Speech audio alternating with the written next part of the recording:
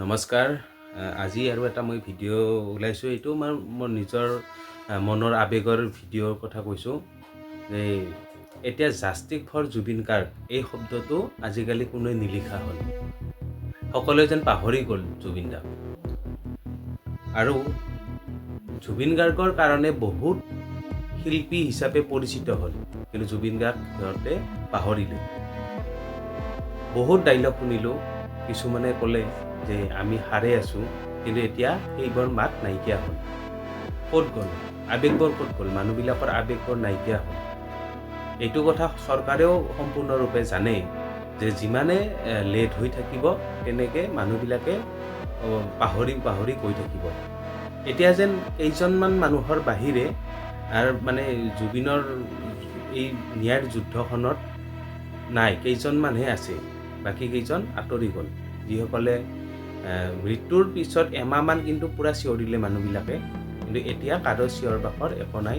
এতিয়া নীৰৱে মানে এনে ভিডিঅ'টো চাই একো কমেণ্ট নকৰে, জানে এনেহেন আৰু বেলেগ একো নাই। কিন্তু এটা কথা, যিটো সত্তা আমি হেৰুৱালোঁ এই সত্তাটো আমি দুবাৰ কেতিয়াও নাপাওঁ। আৰু জুবিন গাৰ্গৰ কাৰণে বহুত কেইজনে আজি ৰাইজৰ মাজত পৰিচিত হ'ল, সেইবিলাকৰ মুখৰ এটা শব্দও নাই। আৰু কিছুমানে হয়তো মনে মনে বহুত ভাল পাইছে যে জুবিন গাৰ্গ নোহোৱাৰ কাৰণে বহুতটা দিশত দুৱাৰ মুকলি হ'ল, ভাল পালে। আৰু সেই পৰিকল্পনা কৰিয়ে কিছুমানে দূৰত থাকিয়ে ইহঁতৰ দ্বাৰাই পৰিকল্পনা কৰি হত্যা কৰিলে। জাষ্টিক ফৰ জুবিন গাৰ্গ।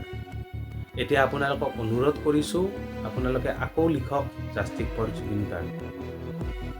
আমিতো ছ'চিয়েল মিডিয়াত কৈ আছোঁ, কিন্তু এজাত মানুহ আছে, সিহঁতেতো টিভিত ক'ব পাৰে বা নিউজত ক'ব পাৰে, সেইবিলাকৰো আজিকালি মাত নাইকিয়া হ'ল।